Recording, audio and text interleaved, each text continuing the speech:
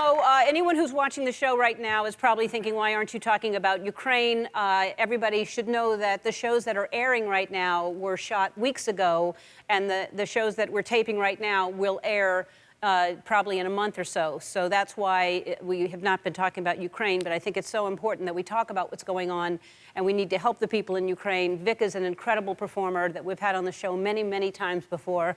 I follow him on TikTok, and I just love the guy, just the way you dance. He has immigrated to the United States from Ukraine in 2012 when he was 13 years old. Most of his family is still there. So I know you've been posting about this, but let's talk about what's going on there. Thanks for being here. Thanks for sharing. Thank you for having Tell me. everybody what you know, because you still have family there. Yeah, I mean, as all of the attention of the world is on Ukraine right now, what's going on, and yeah, the situation is pretty simple. You know, you don't have to get too complicated. It's Ukrainian people, not just the soldiers, not just the president, but the people themselves who have nothing to do with guns or war. They are picking up arms and they're fighting for their country. They're fighting for their country, and just to be clear, because there is, like, you know, people are saying Russia versus Ukraine. What's really happening is it's Putin versus Ukraine. There's a lot of Russian people who don't want none of this war to happen. I'm Ukrainian myself. I grew up there, and when I was growing up there was no kind of hate towards Russia while I was there, and there's no, I've never felt that way. I don't want people to get into that mode of hate, because hate is not going to conquer hate. So it's just people fighting for their country. Yeah, I think that's important to say, because there are a lot of Russian people who don't want this, and they are protesting, and they're jeopardizing their lives because they're protesting, not wanting this to happen. And I'm sure a lot of the Russian soldiers don't want this to happen. Yeah. Your family is still there. Have you been communicating with them? Yeah, I've been keeping in touch with my family every single day. With my dad, especially with my grandpa and grandma, my stepsister, my brothers. So what's going on right now? My dad is on the front lines with the volunteers who are fighting alongside the military, like Ukrainian soldiers. Like I mentioned earlier, there's so many people.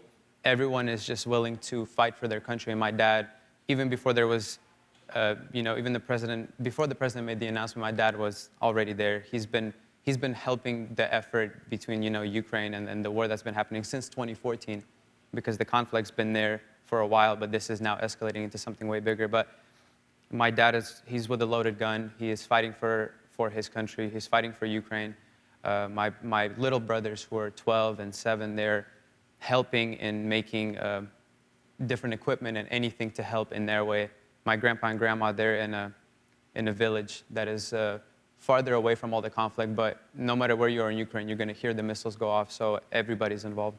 And you have friends who are dancers who are there that are fighting. I mean, when you say this, it's crazy for us to imagine, like someone doing this to, Los Angeles, and we don't even have weapons, and that someone's coming in with tanks and missiles, and you're literally learning how to fight and learning how to protect yourself in any kind of way. These are children, these are mothers, and you got teachers, you have people who have no kind of experience holding a gun ever before, and their whole thing is, I saw an interview, this woman is like, well, if nobody's going to fight for the country, then who's going to do it? Right. They need more people. They need more people, they need more equipment, they need all the help to fight this war, and everybody is showing insane bravery, including our president, who is there right now in the Capitol. He is fighting this. This is the kind of stuff that the world has never seen. I mean, you have the president himself. He had an option to leave the country, and he said, I need ammunition, I don't need a ride. And I believe the moment he said that, that's when he won the war. Because this kind of courage now is it's a fight between good and evil, and good always wins. And I believe in the victory.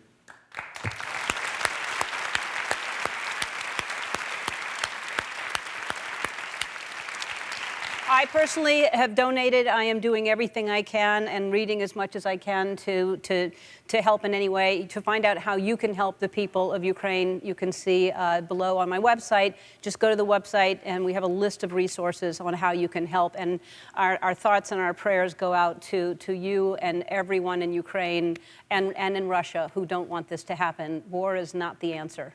Thank you.